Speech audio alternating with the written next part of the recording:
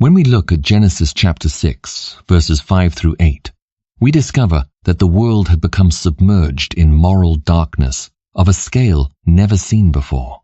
Evil behavior expanded across society like a disease with no remedy, affecting every single part of human life.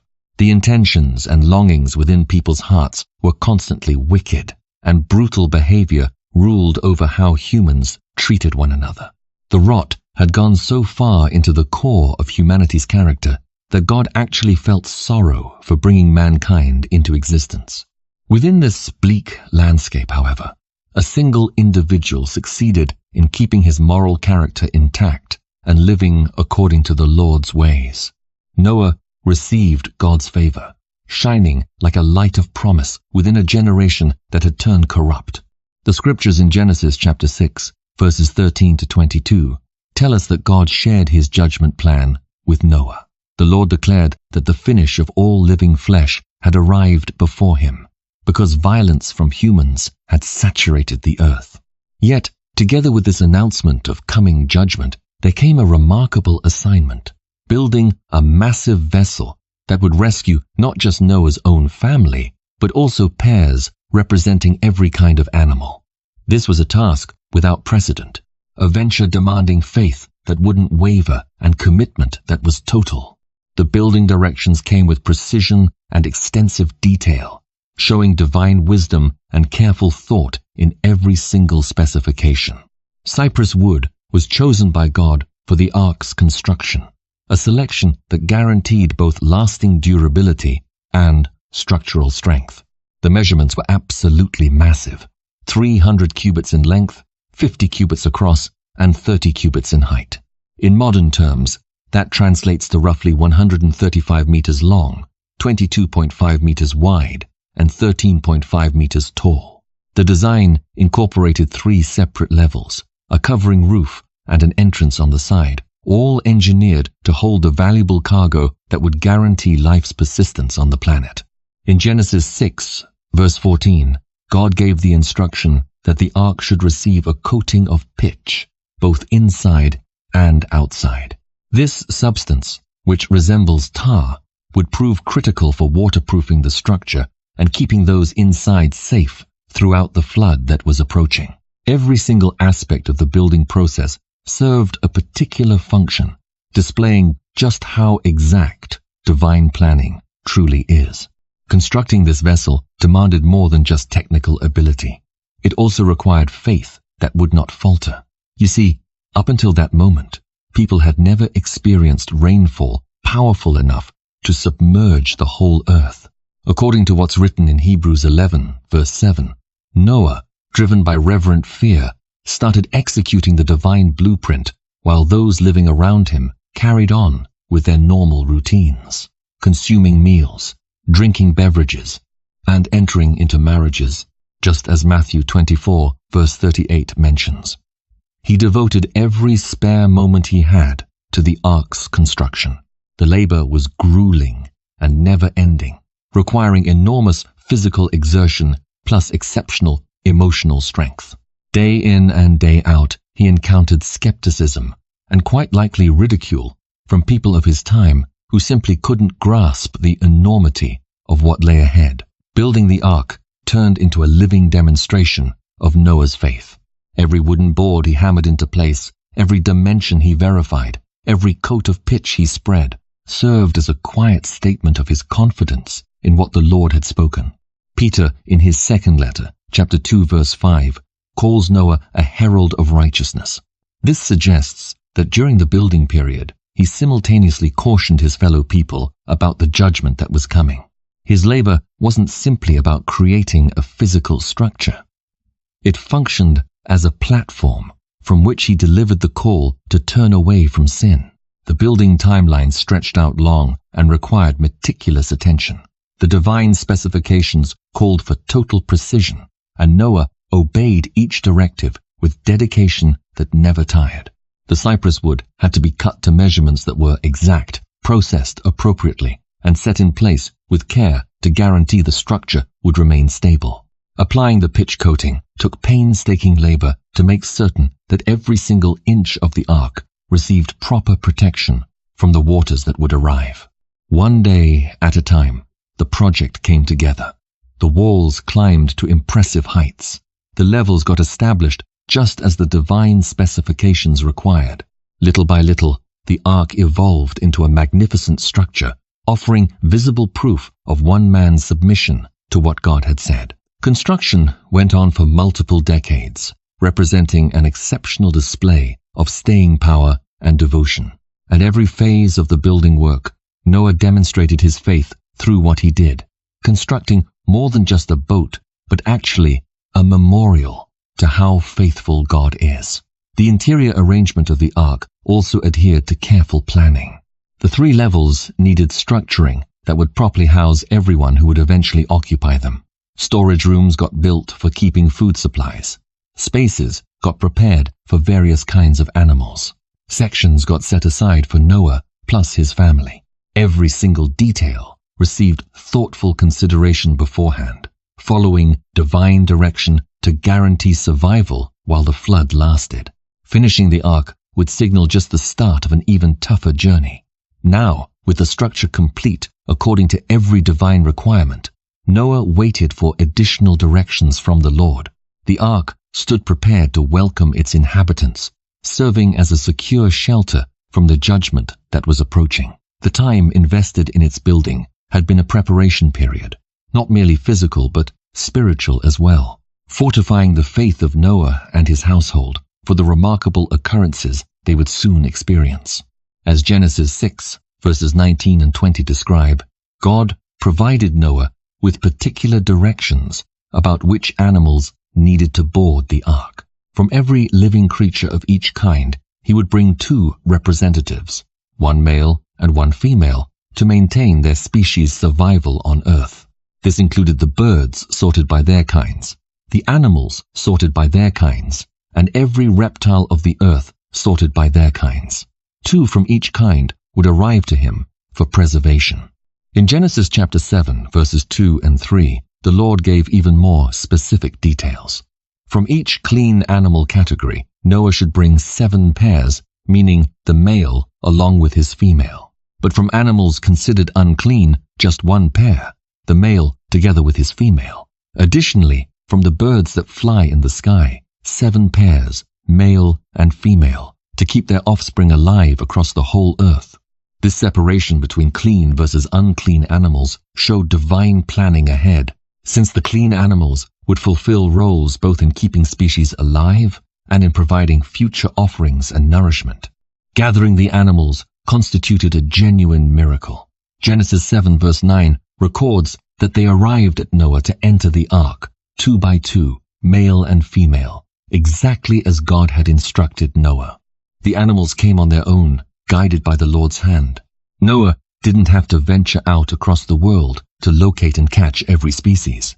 They showed up in pairs, in an organized manner, responding to a divine summons that went beyond human comprehension. The organizational challenges inside the ark demanded thorough planning. Genesis 6 verse 21 records God's command. You must gather every type of food that gets eaten, collecting it for yourself, and it will provide nourishment both for you and for them. This directive required tremendous work in collecting and preserving provisions. Noah, together with his family, had to accumulate different food types that would feed not just themselves, but also the enormous variety of animals for however long the flood continued. Food storage had to account for the extended period inside the ark. Hay for the plant-eating animals, seeds for the birds, fruits and vegetables capable of being preserved. All of it required collection in amounts that would be sufficient. Water needed storage too, because even though water would surround them everywhere, once the flood came, it wouldn't be drinkable water. Distributing the animals throughout the ark's 3 floors followed divine reasoning. Each species required proper space, matching its particular requirements. The bigger animals most likely took the bottom floors for better vessel stability, whereas birds and smaller creatures could fit in the higher floors. Separate compartments became necessary to keep hunting animals away from potential prey, guaranteeing every species would survive. Taking care of the animals would demand a waste management approach that worked efficiently. Keeping things clean would prove essential for maintaining healthy conditions throughout the extended voyage. Noah's family had to create schedules for providing food, maintaining cleanliness, and tending to each species, tasks requiring organization plus continuous work. Genesis 7 verse 15 tells us the animals boarded the ark, representing every type that possessed the breath of life. This wording points to supernatural orderliness in how things happened. There wasn't disorder or bewilderment. Each creature located its assigned spot, directed by divine instinct that surpassed even the natural hostilities existing between different species. Having the animals present in the ark served as an ongoing reminder about the bigger purpose behind their assignment. Each pair stood for the promise of continuation within God's creation, the guarantee that life would go on following the flood. Caring for these creatures meant more than fulfilling a responsibility. It was a holy privilege, a way of participating in the divine strategy for keeping life preserved. The connection between Noah, his family members, and the animals throughout this period would be one of a kind in all of human history. Never before that time, nor ever since, has such a limited group of individuals carried the duty of tending to a full representation of the animal kingdom. This concentrated coexistence would forge a unique relationship between the human caretakers and their valuable charges. As the final animals made their way into the ark, Noah could reflect on just how significant what was about to occur truly was. Every pair of creatures stood for God's faithfulness in supplying not just the pathway to salvation, but also in directing each step along the way. The ark had become filled with life now, a small-scale version of divine creation, waiting for the time when the waters would start rising and their actual journey would begin. The quiet period before the storm arrived contained only the noises of the animals getting comfortable in their assigned areas. Noah's family carried out the last inspections, making sure everything stood ready based on divine directions. The flood's moment was drawing near, and the ark, now completely filled with occupants, was prepared for its preservation assignment. Genesis 7, verses 11 through 12, brings us to the critical moment when the deluge started. In the 600th year of Noah's existence, during the second month, on day 17 of that month, on that very day, every fountain belonging to the great deep burst open, and the windows of the sky got opened. Rain fell upon the earth for 40 days plus 40 nights. The flood's beginning wasn't any typical occurrence. The scriptures lay out two things happening at the same time: the fountains of the great deep breaking open, and the windows of the sky opening up. Water didn't just come from overhead. It also exploded upward from deep within the earth, displaying divine force that exceeded human understanding. It seemed as though creation itself was coming undone, going back to the watery condition described in Genesis chapter 1. Genesis 7 verse 13 records that on that exact day, Noah, along with his sons, Shem, Ham, and Japheth, plus Noah's wife and the 3 wives of his sons, went into the ark. When they entered, showed precision and proper order, adhering to the divine direction given before. It was a serious scene. 8 individuals bearing humanity's future on their shoulders, stepping into the vessel that would serve as their residence for the months ahead. The initial raindrops must have created a deep effect on everyone. For Noah and his household, it confirmed everything they had proclaimed and prepared for across decades. For those remaining outside, it had become too late for any second thoughts. As Genesis 7 verse 16 states, "And the Lord closed him in." This divine action didn't just seal the ark's door, it also sealed humanity's fate at that particular time. The rain's intensity grew progressively. What started as scattered drops quickly turned into a storm of unprecedented scale. Genesis 7 verse 17 recounts that the flood remained upon the earth for 40 days, and the waters grew and raised up the ark, and it lifted above the earth. The rain's sound must have been overpowering, a non-stop symphony echoing the strength of divine judgment. Inside the ark, Noah's family confronted a totally new situation. The text in Genesis 7 verse 18 explains, "And the waters grew strong, and increased greatly upon the earth, and the ark floated upon the surface of the waters." The vessel's continual motion demanded ongoing adjustment. The swaying from the waves, the animals' sounds, the endless work of tending to the creatures, all of this turned into elements of their new daily pattern. The devastation happening outside was thorough and absolute. Genesis 7 verses 19 to 20 record that the waters grew exceedingly strong upon the earth, and every high hill existing under the entire sky became covered. The waters rose 15 cubits higher, and the mountains disappeared beneath them. It represented a complete reshaping of the earth's landscape. Recognizable geographic features, cities, and farmed fields, everything vanished under the waters of divine judgment. Being isolated within the ark created major psychological difficulties. Noah's family found themselves totally cut off from the world they had previously known. The sounds of relentless rain and churning waters acted as a constant reminder of how massive the event they were living through truly was. Each day presented fresh emotional struggles as they absorbed the reality of being humanity's sole survivors. Genesis 7 verses 21 through 23 portrays the destruction's full scope. "And everything that moved upon the earth perished, including fowl and cattle and beast and every swarming thing that swarms upon the earth, plus every human being. Everyone in whose nostrils existed the breath of life, everyone on dry land, died. Every living thing got wiped out from the face of the ground." How massive this destruction was proved impossible for those floating safely inside the ark to entirely grasp. Being confined required a strict and carefully thought-out routine. Feeding the animals had to happen on particular schedules, taking into account what each species needed differently. Cleaning the compartments was an ongoing and essential task for keeping sanitary standards appropriate. Managing the food supplies demanded particular focus. It was vital to distribute supplies thoughtfully, since they didn't know precisely how long they'd remain there. The waters kept rising without stopping, and the ark drifted with no direction, guided solely by divine care. Genesis 7 verse 24 states that the waters remained strong upon the earth for 150 days.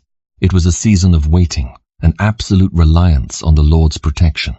Each day carried its particular challenges, yet it also offered a chance to observe divine faithfulness in every provision and safeguard. Throughout those first weeks, the family's faith got tested in manners they'd never contemplated. The confinement, the duty toward the animals, the uncertainty regarding what lay ahead, all pressed heavily upon their shoulders. Only the assurance of God's word kept them going as they witnessed their previous life literally buried beneath the judgment waters. The quietness of the world outside, interrupted only by the constant water sounds, must have felt surreal. No more human voices existed apart from their own. No recognizable sounds of civilization remained. All knowledge, plus history from humanity before the flood, now lay buried under the waters, and they floated as silent observers to this divine, fresh beginning. Days transformed into weeks, and weeks transformed into months. The schedule inside the ark required maintenance with total discipline, since the survival of all creation rested on their commitment and attention. It was a period for profound thinking about divine justice and mercy, shown so dramatically in this event, without parallel in human history. Genesis 8, verse 1, discloses a pivotal moment. "And God remembered Noah, plus every living thing, and all the cattle that remained with him in the ark. God caused a wind to move over the earth, and the waters began subsiding. The fountains belonging to the deep, plus the windows of the sky got stopped, and the rain from the sky got held back. The waiting inside the ark stretched well past the 40 days of rainfall. As Genesis 8, verse 3 notes, the waters receded steadily from upon the earth, and when 150 days had passed, the waters had diminished.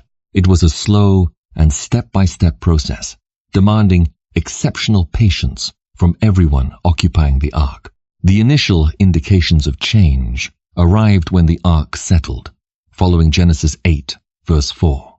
And the ark came to rest during the 7th month, on day 17 of the month, upon the mountains of Ararat.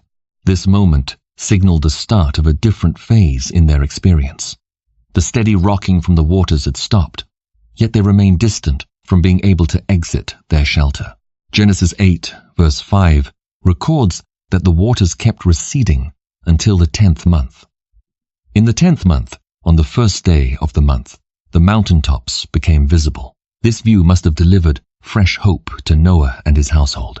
Following months of observing water everywhere, they at last had indications of land appearing. The waiting time got filled with a careful routine of animal care. Every day delivered its particular struggles. The provisions required thoughtful management, since they remained uncertain how much time they'd stay in the ark. The restricted space called for continual organization plus rigorous discipline. In Genesis 8, verse 6, following 40 days of observing the mountaintops, Noah took a significant step. He opened the ark's window, which he had constructed. It was the initial direct interaction with the world outside since the flood started. The clean air entering through the window must have felt like a breath of hope to everyone inside. Following a thoughtful strategy to verify the land's conditions, Genesis 8, verse 7 explains that Noah released a raven, which flew back and forth until the waters had dried from upon the earth. How the raven behaved, coming back to the ark repeatedly, showed that conditions outside remained inappropriate for life. Following that, as Genesis 8, verses 8 through 9 record, he also released a dove from himself to determine if the waters had receded from upon the ground's surface. However, the dove discovered no resting place for the bottom of her foot, so she came back to him into the ark because the waters still covered the whole earth's surface. This initial dove flight verified that although the mountaintops showed themselves, the land remained uninhabitable. Noah's determination shows clearly in Genesis 8, verse 10. And he waited another 7 days, then released the dove from the ark. This second try delivered a hopeful indication, as verse 11 describes. The dove returned to him during the evening, and look, in her mouth was a freshly picked olive leaf. This told Noah that the waters had gone down from the earth. The olive leaf represented far more than a basic sign of plant life. It symbolized life and fresh beginnings. It stood for God's promise being fulfilled, showing that the earth was starting to heal from the flood. The olive tree, recognized for its toughness and long life, worked as a perfect witness to the restoration happening. Still, Noah proceeded with carefulness. Genesis 8, verse 12, records, And he waited yet another 7 days, then released the dove, but she didn't come back to him anymore. The dove not returning was the strongest sign yet that the earth had become ready for habitation once more. The bird had discovered acceptable conditions for settling itself outside the ark. Noah's patience all through this process is noteworthy. Even following positive signals, he waited for divine confirmation at each step. In Genesis 8, verse 13, during the 601st year, in the 1st month, on the month's 1st day, the waters had dried from the earth. Noah took off the ark's covering and looked, and observed, the ground's surface was dry. This moment of seeing directly must have felt thrilling. Following more than a year inside the ark, they could at last observe with their own eyes the land that was dry.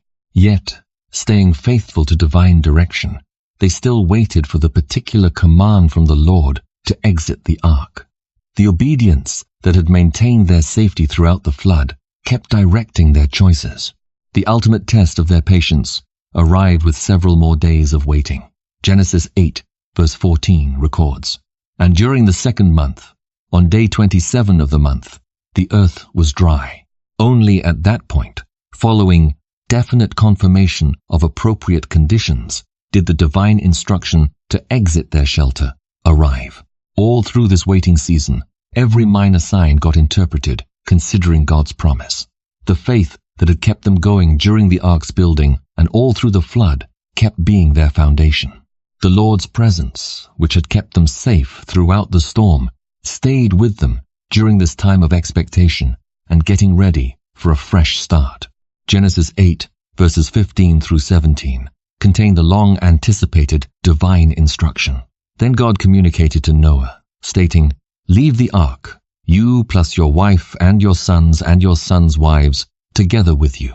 Take out with you every living thing accompanying you of all flesh, including birds and animals and every swarming thing that swarms on the earth, so they may spread abundantly on the earth, and produce offspring and increase on the earth." For Noah and his household, this moment stood for not just the finish of their confinement, but the start of a fresh era in human history. Genesis 8, verse 18, shows their quick response to the divine instruction. So Noah left, along with his sons and his wife and his sons' wives with him. Their departure was as organized as their boarding, showing this family's ongoing obedience to the Lord's word. How the landscape had transformed must have been stunning. Genesis 8, verse 19 records, "Every animal, every swarming thing, every bird, plus everything that moves on the earth, sorted by their families, left the ark." It resembled observing a second creation, with every species taking back its position in the world, made new by the flood's waters.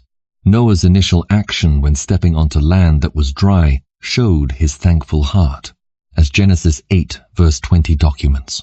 "And Noah constructed an altar to the Lord, then took from every clean animal and from every clean bird, and presented burnt offerings on the altar." This worship act showed his grasp that salvation had arrived exclusively from the Lord. Noah's offering pleased God in a particular manner.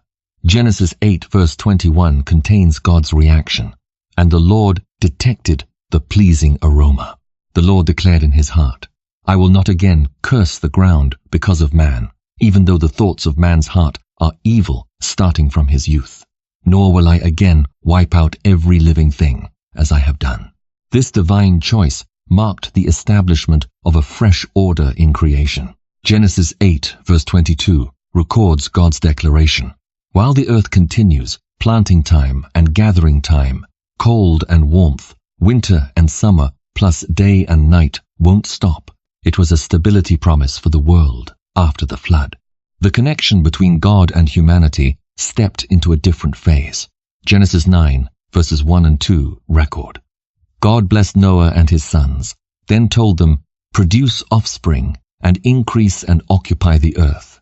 The fear of you plus the terror of you will be upon every earth beast and upon every sky bird, upon everything that moves on the earth, and upon every sea fish. They get given into your hand." The regulations for the fresh humanity got established. Genesis 9, verses 3 and 4 record God allowing meat consumption, but with limits. "Every moving thing that has life will be food for you. I have provided you everything, just as the green plants. However, you must not consume flesh with the life, which is its blood." Human life obtained particular protection. Genesis 9, verses 5 and 6 record God establishing, "Certainly for your life's blood I will require accountability. From the hand of every beast I will demand it. From the hand of man, from the hand of each man's brother, I will demand man's life. Whoever pours out man's blood, by man will his blood get poured out, because in God's image he created man." The high point of this fresh covenant arrived with establishing a visible indicator. Genesis 9, verses 12 and 13 record, "And God stated, 'This is the indicator of the covenant which I establish between me and you, plus every living creature accompanying you for endless generations. I place my rainbow in the cloud, and it will serve as the covenant indicator between me and the earth.'" The rainbow, a natural occurrence, turned into a divine symbol, held deep significance. Genesis 9, verses 14 to 15, record God's explanation. "And it will happen when I bring a cloud over the earth, that the rainbow will become visible in the cloud. I will recall my covenant existing between me and you, plus every living creature of all flesh. The waters won't anymore turn into a flood to wipe out all flesh. This covenant was eternal plus unconditional. Genesis 9, verses 16 to 17 record. And the rainbow will be in the cloud, and I will observe it, so I may recall the everlasting covenant between God and every living creature of all flesh existing upon the earth. God told Noah, "This is the sign of the covenant which I have set up between me and all flesh existing upon the earth." Adjusting to this fresh reality demanded wisdom plus careful judgment. The world they found was enormously different from the one they had departed. The earth still showed the flood's marks, and Noah's family had to figure out how to exist in this fresh context, constantly remembering the lessons gained throughout their ark period. This new beginning arrived with significant duties. As humanity's only survivors, Noah and his family bore not just humanity's future, but also all the understanding and experience from the world before the flood. Their assignment now was establishing a fresh civilization grounded in fearing the Lord. The first days on land that was dry got filled with investigating and getting reorganized. They had to construct shelters, begin cultivating, and set up a fresh daily schedule. The experience obtained in tending to the animals throughout their ark time would prove extremely valuable in this fresh phase, where the connection between humans and animals had gotten redefined by God. The altar Noah constructed would turn into a significant marker of this fresh age. It was visible proof of his appreciation, plus a reminder for coming generations about God's faithfulness in keeping life preserved through the flood. His worship and obedience example would establish a benchmark for his descendants.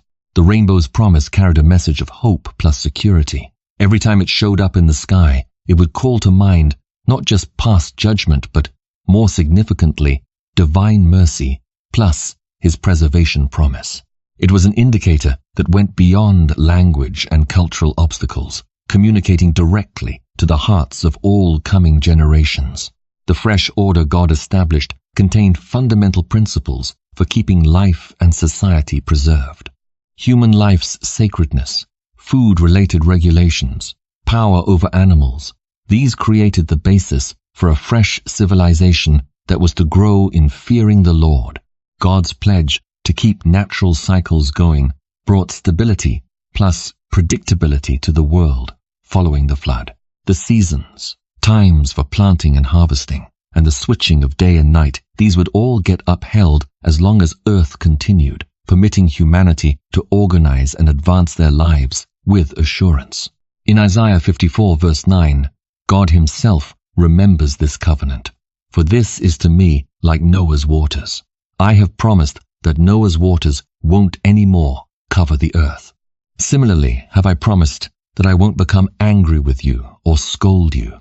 The rainbow, in its physical makeup, discloses deep aspects of the divine character. Just as white light breaks down into separate colors, red, orange, yellow, green, blue, indigo, and violet, similarly, the divine nature shows itself in various attributes, all in flawless harmony. Hosea 2, verse 18, contains an echo of this universal covenant. "And in that day I will establish a covenant for them with the field beasts, with the sky birds, and with the ground's swarming things." This mention shows how the covenant with Noah set a pattern for future divine covenants. The book of Ecclesiasticus 43, verses 1 to 2, honors the rainbow's beauty and importance. "Observe the rainbow and give praise to him who created it. It is extremely beautiful in its brightness. It surrounds the sky with its magnificent arc. The Most High's hands have extended it out." In Numbers 17, verse 10, when God sets up another covenant indicator, Aaron's rod, we observe a comparable pattern, physical indicators carrying profound spiritual meanings.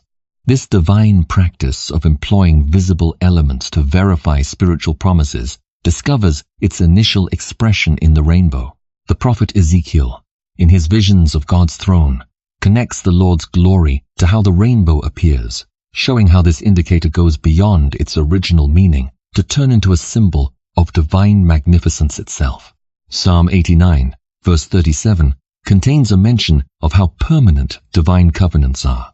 It will get established forever, like the moon, as a dependable witness in the sky, just as the rainbow, other sky indicators, verify God's faithfulness in his promises. The prophet Jeremiah, in 33 verse 21, mentions the natural ordinance's stability set up following the flood. Thus declares the Lord, if you can shatter my day covenant and my night covenant, so that day and night shouldn't exist in their season, then my covenant with David my servant might also get shattered. In Job 26 verse 10, there's a mention of the cosmic arrangement God established. He has surrounded the waters with boundaries until day and night reach an end. This water limitation mirrors the promise given to Noah that they would not again blanket the whole earth. Ancient Jewish tradition perceived the rainbow not just as a promise indicator, but also as a reflection of divine magnificence. The Talmud directs that when seeing a rainbow, one should say a particular blessing, acknowledging both God's faithfulness and magnificence. Revelation 10, verse 1, presents the rainbow in an end times context. And I observed another powerful angel descending from the sky, dressed with a cloud, and a rainbow sat upon his head. This picture links the indicator of the initial universal covenant with the final completion of divine intentions. The rainbow covenant's universal aspect is distinctive in Scripture. While other covenants got established with particular individuals or with Israel's people, this one covered all flesh and every living soul, creating a precedent for how universal divine grace is. This covenant's unconditional character also distinguishes it. There weren't human requirements needing fulfillment, no conditions requiring satisfaction. It was a one-sided declaration of divine mercy, previewing the grace that would become completely revealed in Christ. Medieval rabbis perceived the rainbow as representing borrowed magnificence. Just as the rainbow mirrors and bends sunlight, creation also mirrors the Creator's magnificence. This interpretation adds a theological layer to the natural occurrence. The rainbow's form, with its ends contacting the earth and its highest point aiming toward the sky, got viewed as a connection symbol between the divine and the earthly, a visual reminder that God keeps an active connection with his creation. The reality that the rainbow shows up particularly following a storm holds deep theological significance. It's exactly in the moments coming after judgment that divine grace turns most visible. The promise connected with the rainbow set up a basic principle in biblical theology. God's grace in keeping and supporting his creation, common grace, is separate yet connected to his particular saving grace. In ancient traditions, the bow was a war symbol. An arch aimed at the sky symbolized hostilities ending. Thus, the rainbow stood for not just a promise, but a divine peace gesture toward creation. The rainbow covenant set up what theologians refer to as a preservation mandate, the divine promise to keep the world's natural order going, permitting human culture and civilization to develop. This initial universal covenant opened the path for grasping the gospel's universality. If God cares sufficiently to establish a covenant with all creation, how much more would he care about all humanity's redemption? The rainbow's symbolism has gotten preserved in almost every culture, frequently keeping connections with divinity, ideas, promise, and hope. This symbol's universality witnesses to the lasting effect of this initial divine covenant. The flood's remarkable story provides us valuable lessons even in today's world. What would your response be if God requested you to accomplish something appearing impossible? Noah encountered mockery, devoted decades of his existence, and stayed faithful. His obedience rescued not just his family, but all of creation. Similar to Noah, you also confront daily decisions that test your faith.